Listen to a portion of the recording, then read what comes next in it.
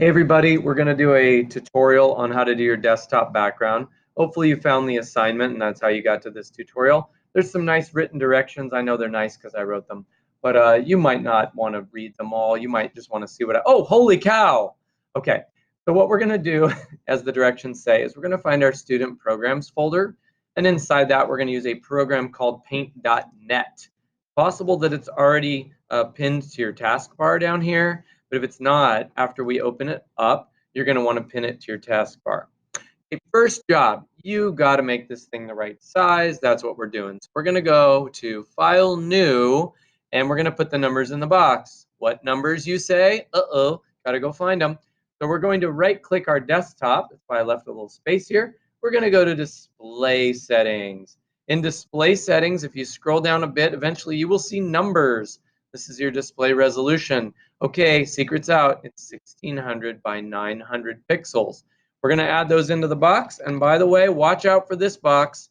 If you check maintain aspect ratio, then when you change this one, the bottom one will change too. So you don't want that checked now. I'm going to do 1600 by 900. Yay, it's the right size. Okay, now we're going to expand. Don't forget that Alt-Tab trick to go to open Windows. Alt-Tab, Alt-Tab, Tab. Take you back to what you were working on.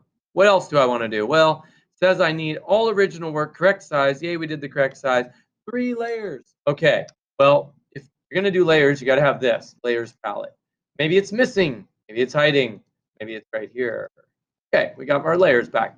Second thing, colors. Third thing, tools. If any of these palettes are missing, click the appropriate icon up here. Now, my favorite tool in yours, well, it will be in a minute, is the gradient tool. So we're going to go get this gradient tool. We're going to click a color that we like for the primary color and a color that we like for the secondary color. We're going to click and drag and go, what? That's so fun. And then we're going to add a new layer.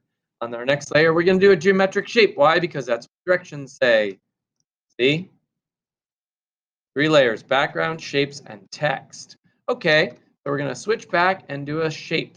Let's do, oh, I don't know, let's do a heart. I'm in a loving mood.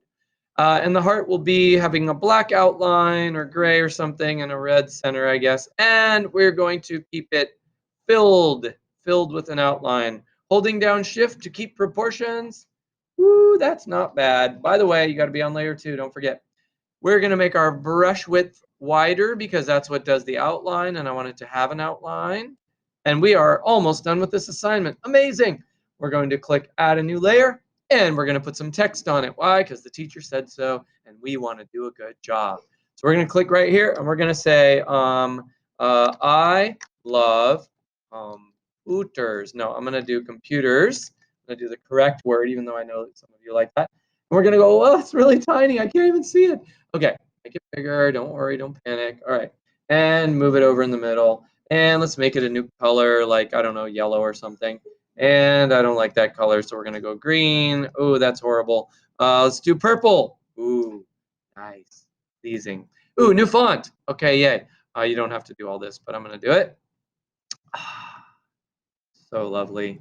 And that is technically done. So I'm going to stop the tutorial here. There are other tutorials for how to submit things in Schoology, but my class is tired of looking at me and watching me do this, right, you guys?